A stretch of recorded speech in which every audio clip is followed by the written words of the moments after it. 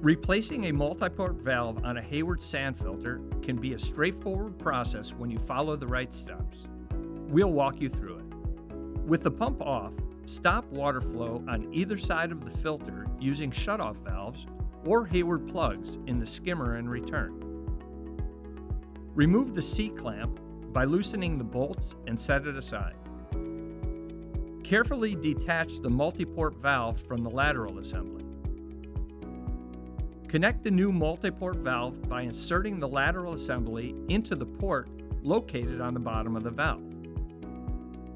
Push the multiport valve down and carefully align both pieces of the C-clamp with the valve head and the tank. Insert the screws into each end and fasten securely. And that's it. If you found this video helpful, be sure to check out our other pool maintenance guides or contact your local Great Escape pool experts. We're always happy to help.